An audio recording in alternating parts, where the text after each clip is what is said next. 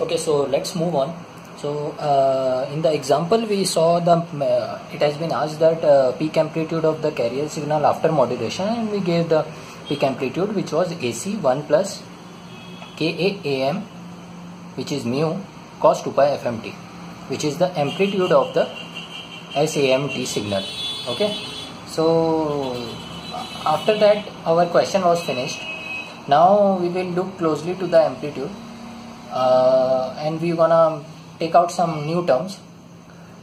So you can see this is the amplitude part of the modulated signal, which was AM signal, which is nothing but carrier after modulation.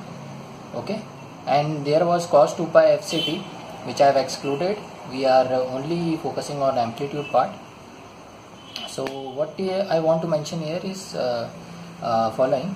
If you have a message signal like this, which is most of the case is a cosine signal, and you have a carrier which is also a cosine signal, if you will make SAMT, which is a modulated signal, it will look like this.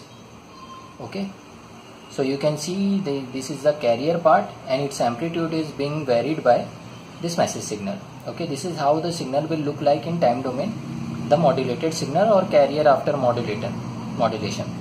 And we saw in frequency domain it looks like impulse functions and all, but right now we are focusing on time domain part.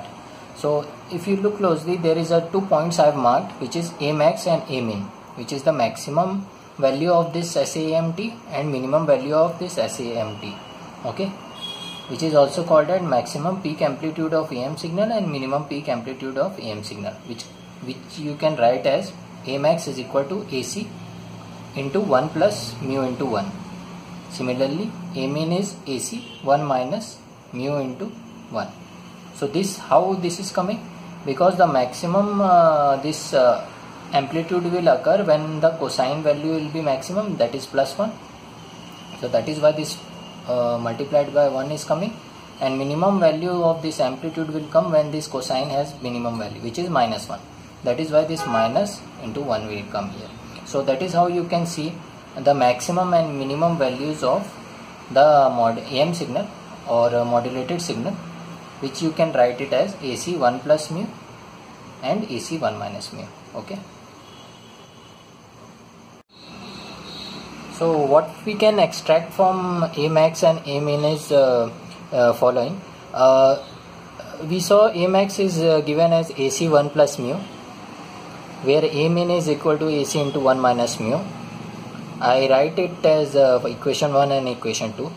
If you sum equation 1 and 2, you will get AC equal to Amax plus Amin divided by 2. And if you subtract these two, 1 and 1 minus 2, you will get mu is equal to Amax minus Amin divided by Amax plus Amin. So what I want to mention here, if somebody will give you the maximum and minimum value of the modulated signal, you can calculate the carrier amplitude and the modulation index. That is what we can extract from Amax and Amin. Okay. Okay, let's look at an example. It is given that peak amplitude of amplitude modulated signal varies between 2 volt and 10 volt. You have to find mu, total power, and modulation efficiency. So mu, you can just put the values in the formula. Amax minus Amin divided by Amax plus Amin, where Amax is your 10 volt, Amin is your 2 volt. So 10 minus 2 divided by 10 plus 2, that comes out to be 8 divided by 12 or 2 by 3. This is your modulation index. If you have a modulation index, you can calculate the value of eta, modulation efficiency, that is mu square divided by mu square plus 2. If you plug the value of mu, that is 2 by 3, comes out to be 4 by 9 divided by 4 by 9 plus 2, that is 2 divided by 11. Okay.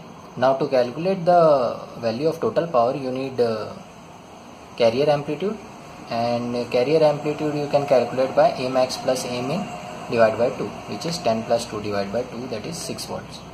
Now you can plug the value of AC and mu to the formula. Mu is 2 by 3, AC is 6 volts, so AC square divided by 2, 1 plus mu square divided by 2, that comes out to be 22 watt. This is your answer, this is your answer, this is your answer. Okay. Now the value of A max and A min changes with the value of mu. Okay, so let's say you have mu less than 1, which was our under modulation case. At that, in this case, A min will come out to be AC1 minus mu, which is a positive quantity since mu is less than 1. So your signal, modulated signal S of t will look like something like this. Okay, so you can see this is your A min value, this will be your A max value. Okay, so this is how your signal will look like, which we saw till now. Now in the second case, if you will have mu is equal to 1, which is critical modulation, you will have A min is equal to AC1 minus mu, which comes out to be 0. And in this case, your signal will look like something like this. So you can see the A min exists at 0 amplitude.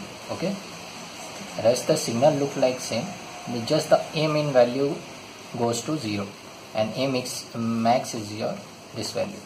Okay, so you can see the difference in the how the signal looks like. Now we come to third case where mu is greater than 1. In that case, A min is equal to AC1 minus mu comes out to be negative, and in this case A min exists here. Okay, so and the second thing is the signal will go through a phase change here, you can see. Okay, so it comes like this. Instead of going like this, it has a phase change and it started again. Okay, here there is no phase change, it is in continuation, you can see, but here it is a phase change and A min will occur here. So it depends upon the value of mu how the signal will look like, your modulated signal will look like. Plus there is another point, if you will have these two cases, first and second, mu is less than equal to 1.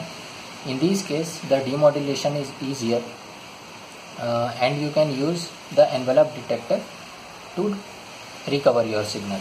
An envelope detector is easy, and envelope detector you can use because the envelope is retained here in these two cases, but here the envelope is not retained. That is why envelope detector you can't use, which is the easier way of demodulating a signal.